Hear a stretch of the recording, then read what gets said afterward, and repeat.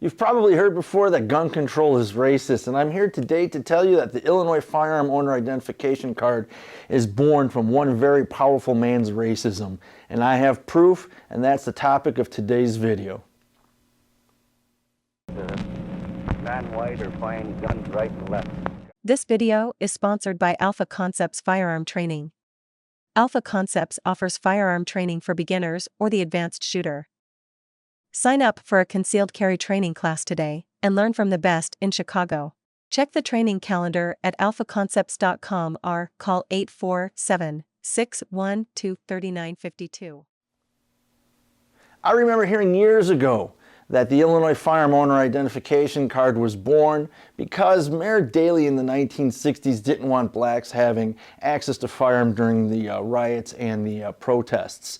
At the time I was skeptical, but as time went on it became more and more apparent to me that all gun control is deeply rooted in racism. There's a number of resources, great videos, articles that you can read on the subject, but quite literally all firearm laws can be tracked down to politicians' desire to keep firearms away from minorities. And the FOID card is no different.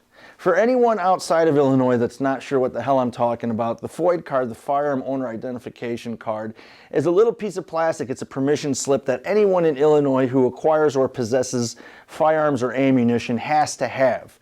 If you don't have it, you're breaking the law. And this came about in the 1960s. And as I said, it was a direct result of Mayor Daley, who did not want black people to have guns. And we have proof in this video that we're going to go through. And I do want to thank Mom at Arms for putting together the information that I'm going to present to you guys today. I searched and I searched and I searched trying to fact check this, and finally I came across an article from Mom at Arms, and it's great. It's got all the information. I'm going to be showing you guys, or you'll be hearing a recording of actual Mayor Daley talking to President Johnson, Lyndon B. Johnson, expressing his desire for non-whites to not be able to buy firearms. We've got some newspaper clippings going back to 1967 when the FOID was being enacted, signed into law, and just put it all together, you can really only come up with one conclusion. So let's get right into that right now. So when I say the FOID is racist, don't take my word for it. Let's listen right now to the words of Mayor Daley in the 1960s talking to President Lyndon Johnson, begging him to do something to keep guns out of the hands of non-whites. Let's give it a listen. Do you think that you got things in pretty good shape in Chicago?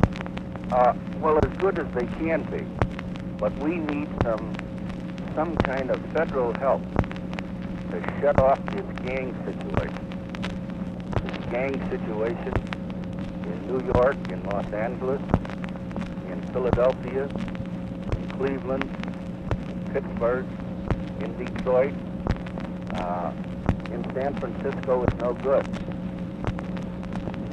And if it's allowed to go unabated, if it's allowed to go and fester the way it is, the majority of them are headed, as you know, by ex-convicts, dope pushers, robbery with a gun, all of this kind of business, and something has to be done, Mr. President, on the sale of the guns. We, outside the suburbs, in the city we have control, but what the hell in the suburbs you go out to all around our suburbs, we've got people out there, especially the non-white, are buying guns right and left, shotguns and rifles and pistols and everything else. There's no registration, there isn't a damn thing. Something has to be done under gun law. I put a link in the description so you can listen to the full recording. It's a lengthy recording, and in the recording it's worth listening to the whole thing. In the recording, Mayor Daley, he expresses his irritation that the people he was elected to serve don't respect his authority. He expresses specifically how the government needs to be protected from the people. Gun control protects the government from the people. The Second Amendment allows the people to protect themselves from the government. The FOID card is wholly unconstitutional.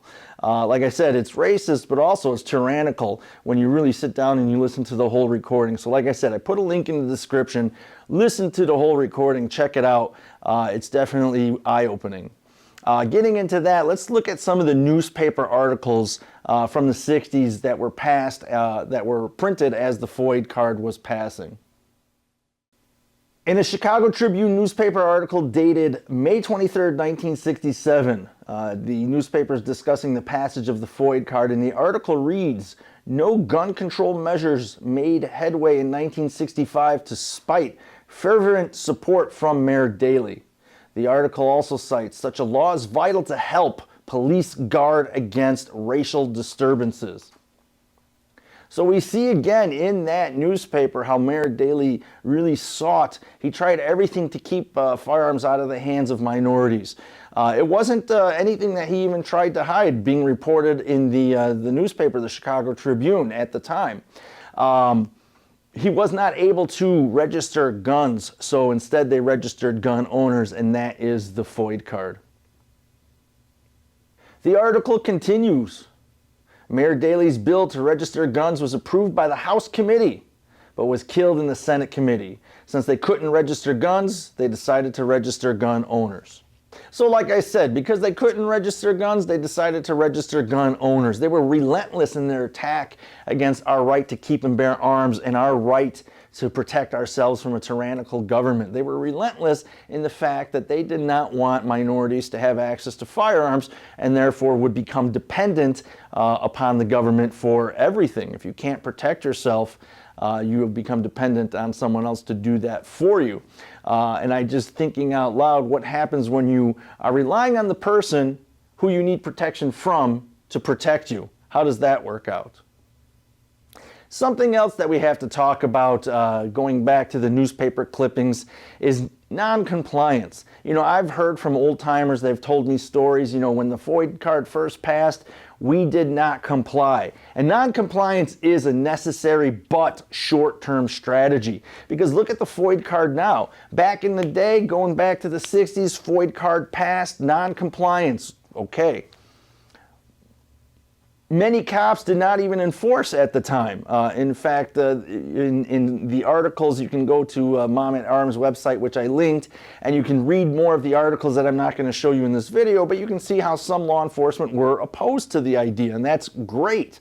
But nowadays, it's readily enforced across the state. And, you know, we do have these, gun sanctuaries popping up due to the Illinois assault weapon ban. But I ask you truly, are they truly a gun sanctuary? Are they truly a Second Amendment sanctuary? Have the people that have pledged not to enforce the assault weapon ban ever enforced a gun law of any kind? Have they ever arrested someone for not having a FOID card? Have they ever arrested someone for not having a concealed carry license? And the answer, if it is yes, if they have arrested people in the past for not having FOID cards and they have arrested people in the past for not having concealed carry licenses, then can it truly be a gun owner sanctuary? But let's look at some of these newspaper clippings from the 60s talking about non-compliance. So one of the newspaper articles uncovered by Mom at Arms shows how 450,000 people didn't initially register. And like I said, this is known as non-compliance. And other articles on the Moms at Arms website show that some law enforcement were against this and indeed did not enforce the law. So like I said, you know, non-compliance is a necessary short-term strategy. It's short-term. The FOID card is so integrated into our system now that you can't purchase firearms. You can't purchase ammunition. You can't go to the range and practice. Any of these things you do without a FOID card, without a permission slip from the government to exercise your right, and you become a felon. So here we are, you know, over 60 years later, and you can see how non-compliance failed us. Because if the law is allowed to remain on the books, the law will eventually be enforced. And the people that are trying to take away our freedoms, the civilian disarmament advocates, the people who are working to take away our ability to protect and defend ourselves, those people understand that this is a siege. All they need to do is push a little at a time. They know it's a long-term strategy. Eventually these policies, eventually these laws will be enforced. That goes the same with this Illinois assault weapon ban right now that we're seeing. You know, again, a lot of sheriffs and prosecutors have said they won't enforce. What about their successors? What about 10, 15 years from now? Do we trust the future politicians? Personally, I don't. We've got to work to remove every law from the book. We've got to make it a 1-2 punch, a combination. Non-compliance can be the jab to set up the hook, and then we have to knock them out with the hook. We've got to remove all gun laws from the books because all gun laws are unconstitutional, not just the FOID card. And I'll say that the FOID card works just exactly as intended. And what do I mean? Well, I started this video saying the FOID card was racist, and the FOID card was designed and intended to keep firearms out of minorities' hands. We don't need to look any further than 2020 in very recent history. What was happening in 2020? Well, of course, we had riots, we had protests, but we also had record number of minorities seeking first-time firearm purchases. You don't have to take my word for it. The National Shooting Sports Foundation put out, notice after notice survey results, and they clearly show that blacks and Hispanics and Asians were in record numbers going out and purchasing firearms. In fact, the fastest growing demographic of firearm first-time owners was black women. Okay, so not just men, not the stereotypical angry middle-aged white man like me, but we're talking about everybody. Gun ownership is a slice of the pie. Well, because maybe it's just my tinfoil hat's a little too tight, but we saw a record number of minorities going after first-time firearm ownership. And then we saw that it was taking 6 months, 8 months, a year to receive the permission slip, to receive the FOID card, the permission to protect yourself and your family. It was taking a year to receive that permission slip. Is it a coincidence? Is it a coincidence? I don't know. I don't know. But it seems to me that the FOID card is working exactly as it was designed to do. So what's the point of all this? What's the point of this video? Why did I throw this together?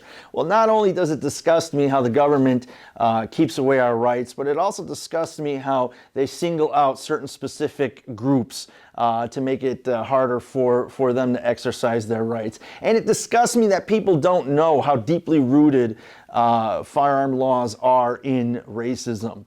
Like I said, one man's racism brought about this FOID, and it's been on the books, and it's only gotten tougher and tighter ever since. So information is power. That's the purpose of this video, to give you guys the information that you need.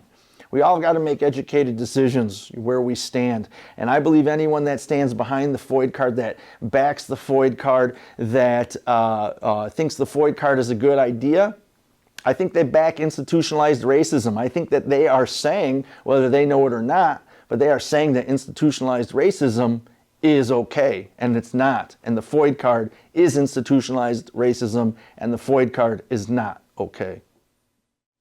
That's going to wrap up this video for today. I want to again thank Mom at Arms for doing the research on this. Definitely check out their website. It's an excellent resource. And that's going to wrap it up for today. So as always, everybody, be armed, be trained, and be alpha.